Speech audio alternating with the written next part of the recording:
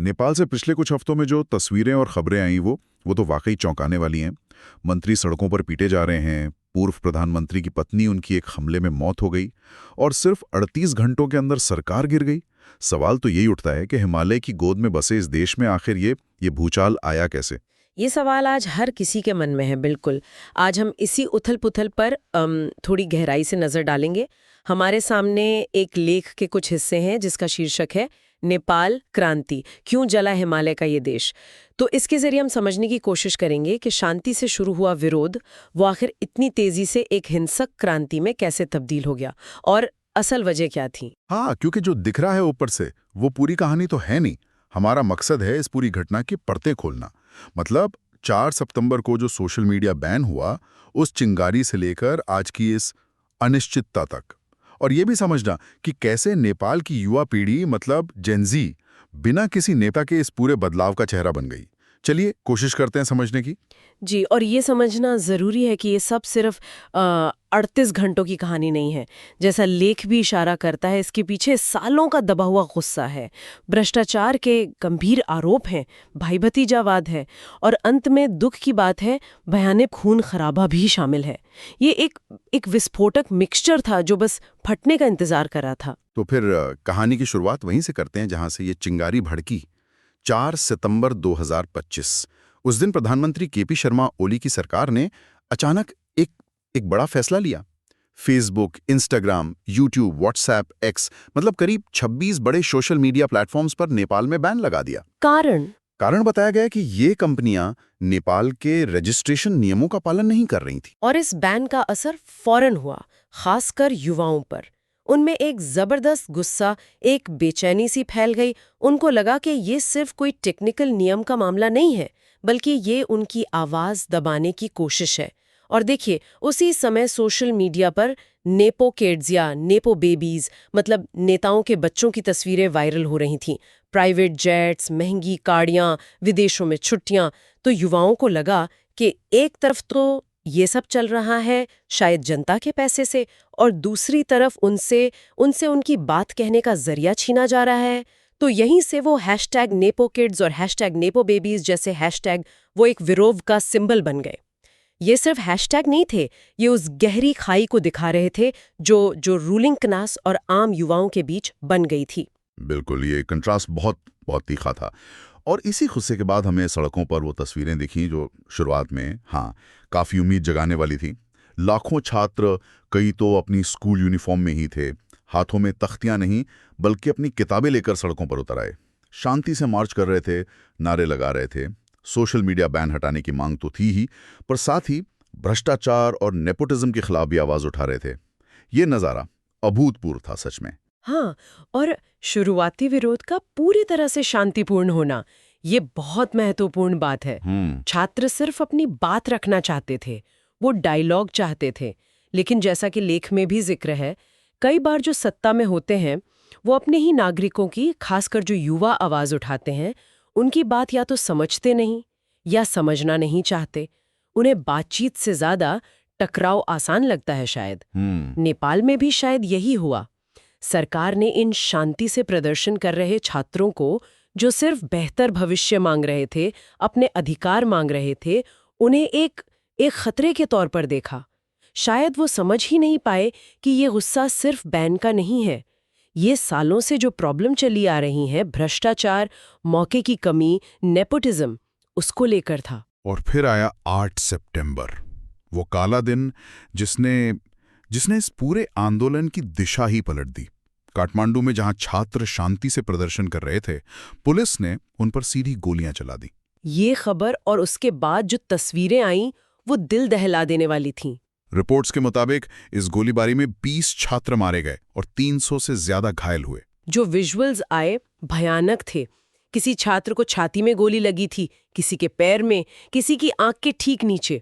एक 22 साल का छात्र संसद के बाहर नारे लगा रहा था, उसे पैर में गोली मार दी गई। एक वीडियो में छात्र चीख रहे थे, छाती पर गोली खाइए, हम पीछे नहीं हटेंगे, ये नेपाल का खून है। और इसी बीच एक तस्वीर, एक खून से सना जूता, वो वायरल हो गया।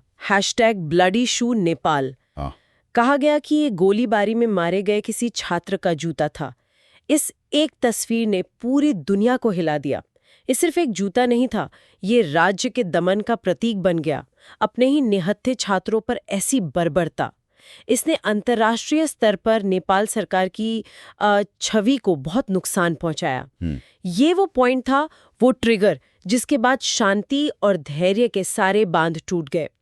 शांतिपूर्ण विरोध का रास्ता वो लगभग बंद हो गया और गुस्सा अपने चरम पर पहुंच गया। उन 20 छात्रों की मौत उसने जैसे बारूद में आग लगा दी।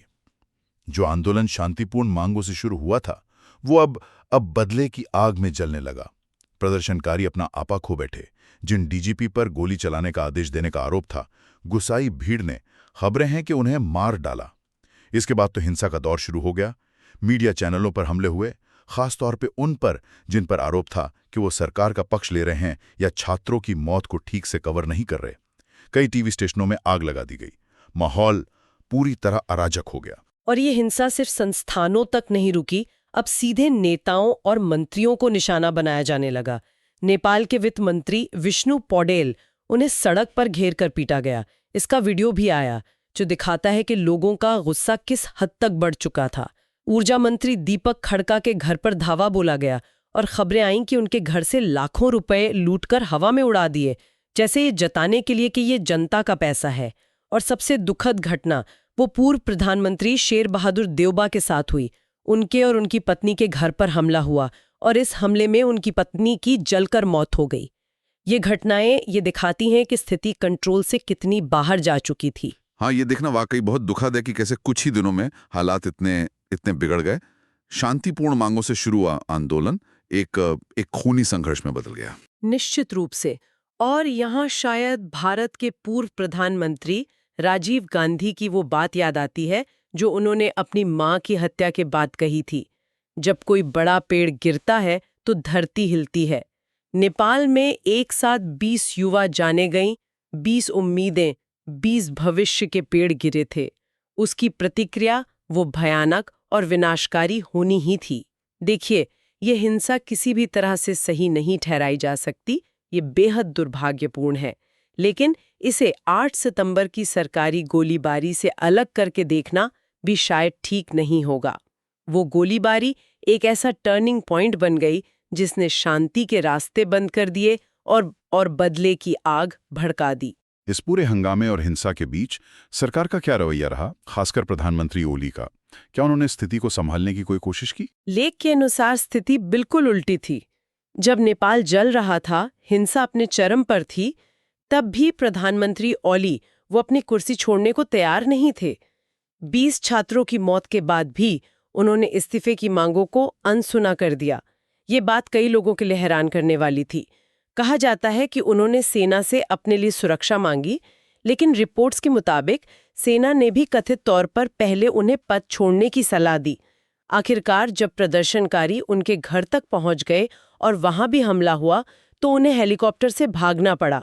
खबरें तो ये भी हैं कि शायद वो दुबई चले गए हैं, हालांकि इसकी पुष्टि नहीं हुई है। ओली का अपना राजनीतिक सफर भी काफी उतार चढ़ाव वाला रहा है। 14 साल की उम्र में राजशाही के खिलाफ संघर्ष से शुरुआत, फिर कम्युनिस्ट पार्टी में आए, सालों जेल में रहे, पिछले 10 साल में 4 बार प्रधानमंत्री बने। लेकिन विडंबना देखिए, अपना कार्यकाल एक बार भी पूरा नहीं कर पाए। उन पर चीन के साथ जरूरत से ज्यादा नजदीकी रखने और कुछ अपारदर्शी सौदे करने के आरोप भी लगते रहे। उनके भागने के साथ ही करीब आधा दर्जन और मंत्रियों ने भी इस्तीफा दे दिया, जिससे सरकार का पतन पूरा हो गया। यहाँ लीडरशिप की विफलता साफ नजर आती है। अगर प्रधानमंत्री ओली ने समय रहते, खासकर उन 20 छात्रों की मौत के बाद, नैतिक जिम्मेदारी लेते हुए इस्तीफा दे दिया होता, तो क्या इतनी हिंसा, इतनी तबाही रोकी जा सकती थी? ये सवाल अब पूछा जा रहा है। शायद हाँ, लेकिन उनका सत्ता से चिपके रहना, स्थिति की गंभीरता को न समझना, वो आग में घी डालने जैसा साबित हुआ। इसने लोगों के गुस्से को शांत करने के बजाय और भड़का दिया। उन्हें लगा कि सत्ता उनकी सुनने को तैयार ही नहीं है। तो अब ये साफ हो रहा है कि ये गुस्सा सिर्फ सोशल मीडिया बैन या 8 सितंबर की गोलीबारी का तात्कालिक नतीजा नहीं था। जैसा आप पहले भी कह रही थी, इसकी जड़ें कहीं ज्यादा गहरी थीं। लेख इन गहरी जड़ों के बारे में क्या बताता है? बिल्कुल। लेख इस बात पर जोर देता है कि एक ज्वालामुखी था जो सालों से अंदर ही अंदर खौल रहा था। सोशल मीडिया बैन और गोलीबारी ने बस उसे फोड़ दिया। मुख्य वजहों को अगर हम देखें, पहला और सबसे ज्यादा चर्चित कारण रहा भाई भतीजावाद, नेपोटिज्म। नेपो किड्स का मुद्दा सिर्फ कोई सोशल मीडिया ट्रेंड नहीं था, ये एक गहरे सामाजिक आर्थिक असंतोष का प्रतीक बन गया था। जब आम युवा बेरोजगारी से जूझ रहा है, अवसरों की कमी है, तब नेताओं और अफसरों के बच्चों की सोशल मीडिया पर जो आलीशान जिंदगी दिखती थी, प्राइवेट जेट, महंगी पार्टियां, विदेश घूमना, वो उनके जले पर नमक छिड़कने जैसा था। उन्हें लग रहा था कि ये सब उनके हिस्से के संसाधनों की कीमत पर हो रहा है, जनता के टैक्स के पैसे की बर्बादी हो रही है। और दूसरा बड़ा मुद्दा जिसने साग को हवा दी वो था भ्रष्टाचार। लेख बताता है कि हाल के सालों में नेपाल में एक के बाद एक बहुत बड़े वित्तीय घोटाले सामने आए, जिसने जनता के भरोसे को तोड़ दिया। 2021 का बंदूक घोटाला, करीब 54,600 करोड़ नेपाली रुपए के गबन की बात आई। फिर 2023 का ओरिएंटल कोऑपरेटिव घोटाला, लगभग 13,600 करोड़ रुपए का। और 2024 में एक और कोऑपरेटिव घोटाला, करीब 69,600 करोड़ रुपए। ये रकम बहुत बड़ी है। खुद प्रधानमंत्री ओली पर भी चीन के साथ हुई कुछ डील्स में निजी फायदा कमाने के आरोप लगते रहे। इन सब ने युवाओं में ये भावना भर दी कि पूरी व्यवस्था ही भ्रष्ट है। उनका एक नारा, बहुत हुआ सम्मान, वो इसी हताशा और गुस्से को दिखाता है। और तीसरा, लेकिन शायद सबसे बुनियादी कारण था बेरोजगारी और भविष्य को लेकर गहरी निराशा। नेपाल में युवाओं के लिए अच्छी नौकरियों के मौके बहुत कम हैं। लाखों युवा बेहतर भविष्य की तलाश में खाड़ी देशों या दूसरी जगहों पर जाने को मजबूर हैं। उनमें अपने देश में अपने भविष्य को लेकर एक अनिश्चितता थी, एक गुस्सा था। सोशल मीडिया उनके लिए दुनिया से जुड़ने, जानकारी पाने और अपनी भड़ास निकालने का एक अहम जरिया था। जब उसे भी बंद करने की कोशिश हुई तो ये उनके लिए जैसे आखिरी चोट थी। इसने उनके गुस्से को संगठित होने का एक तात्कालिक कारण दे दिया। तो ये तीनों चीजें, नेपोटिज्म का खुला प्रदर्शन, बड़े पैमाने पर भ्रष्टाचार और युवाओं में भविष्य को लेकर निराशा, ये सब मिलकर एक विस्फोटक स्थिति पैदा कर रहे थे। निश्चित तौर पे आप कह सकते हैं कि भ्रष्टाचार, भाई भतीजावाद और बेरोजगारी का बारूद वो पहले से ही जमा था, सुलग रहा था। सोशल मीडिया बैन ने उसमें चिंगारी लगाई और फिर 8 सितंबर को पुलिस की गोलियों ने उस पर जैसे पेट्रोल डाल दिया। वो दमन की पराकाष्ठा थी जिसने सारे नियंत्रण खत्म कर दिए और उस ज्वालामुखी को फटने पर मजबूर कर दिया, जिसका लावा हम पिछले कुछ दिनों में देख रहे हैं। और इस क्रांति, इस उथल-पुथल की कीमत नेपाल को क्या चुकानी पड़ी है? तबाही का मंजर कैसा है? तबाही के मंजर की जो खबरें और तस्वीरें आ रही हैं वो भयावह हैं। प्रदर्शनकारियों ने काठमांडू में 13 एकड़ में फैले विशाल राष्ट्रपति भवन, शीतल निवास, उस पर कब्जा कर लिया। वहां तैनात सुरक्षा बलों से हथियार तक छीन लिए गए। प्रधानमंत्री आवास, संसद भवन, सुप्रीम कोर्ट, लोकतंत्र के इन प्रतीकों को गुस्से की आग में झोंक दिया गया, उन्हें जला दिया गया। राजधानी का एयरपोर्ट बंद करना पड़ा। पूरे देश में ट्रांसपोर्ट व्यवस्था ठप हो गई। कई इलाकों में कर्फ्यू लगाना पड़ा। सामान्य जीवन पूरी तरह अस्त व्यस्त। और आर्थिक नुकसान, उसका तो अनुमान लगाना भी मुश्किल होगा। बिल्कुल, शुरुआती अनुमान भी अरबों रुपए के नुकसान की तरफ इशारा कर रहे हैं। पर्यटन, जो नेपाल की अर्थव्यवस्था की रीढ़ है, वो पूरी तरह से ठप हो गया है। इस अस्थिरता के माहौल में कौन नेपाल आना चाहेगा? दुकानों, व्यापार, उद्योगों को भारी नुकसान हुआ है। इस आर्थिक चोट से उभरने में नेपाल को सालों लग सकते हैं। लेकिन जैसा कि लेख भी इशारा करता है, आर्थिक नुकसान की भरपाई शायद समय के साथ हो भी जाए। सबसे बड़ी, सबसे दुखद और कभी ना पूरी होने वाली कीमत है वो 20 निर्दोष जानें। वो युवा छात्र जिनकी पुलिस की गोलीबारी में मौत हो गई, अस्पतालों में सैकड़ों घायल पड़े हैं, जिनका भविष्य अनिश्चित है। उन 20 जिंदगियों का, उन सपनों का, उन परिवारों के दुख का मोल कौन चुकाएगा? ये सवाल इस पूरी क्रांति पर एक भारी बोझ की तरह है। तो अब इस उथल-पुथल के बाद नेपाल में जमीनी हालात क्या हैं? आगे क्या होता है दिख रहा है? फिलहाल स्थिति को संभालने के लिए सेना ने देश का नियंत्रण अपने हाथ में ले लिया है। एक तरह से मार्शल लॉ जैसे हालात हैं। लेकिन जमीनी रिपोर्ट्स बताती हैं कि तनाव अभी भी बना हुआ है और छिटपुट हिंसा की खबरें आ रही हैं। सबसे महत्वपूर्ण बात यह है कि युवा अभी भी सड़कों पर हैं, या कम से कम उनकी आवाज बुलंद है। वो कह रहे हैं ये सिर्फ सरकार बदलने की नहीं, पूरी व्यवस्था को बदलने की लड़ाई है। अब हमारा समय आया है। उनमें एक अभूतपूर्व जोश और गुस्सा दिख रहा है, लेकिन साथ ही आगे का रास्ता साफ नहीं है। हाँ, पूरी दुनिया की नजरें इस वक्त नेपाल पे टिकी हुई हैं, ये देखने के लिए कि दक्षिणी एशिया का ये महत्वपूर्ण देश अब किस दिशा में जाएगा। निश्चित रूप से।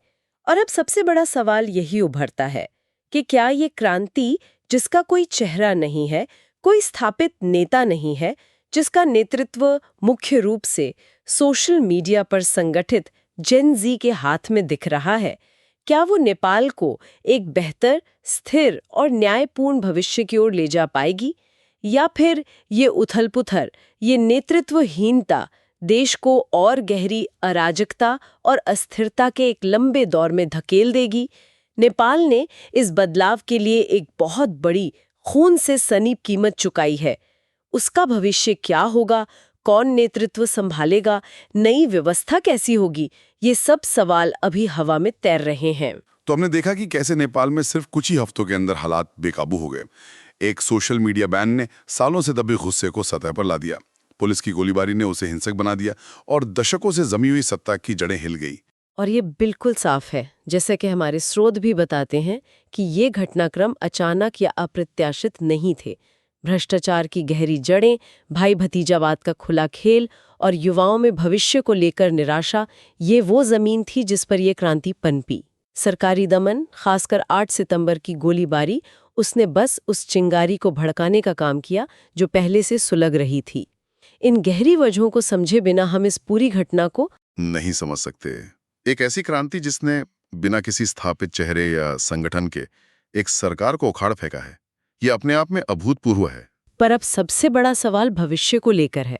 क्या बिना किसी स्पष्ट नेतृत्व या ठोस योजना के नेपाल अराजकता के भंवर से निकलकर वास्तव में एक स्थिर और समृद्ध भविष्य की ओर बढ़ पाएगा, या ये उथल-पुथल कहीं एक और लंबे, दर्दनाक संघर्ष की शुरुआत भर तो नहीं? ये एक ऐसा सवाल है जो न सिर्फ नेपाल के लिए बल्कि शायद पूरी दुनिया के लिए सोचने का विषय है।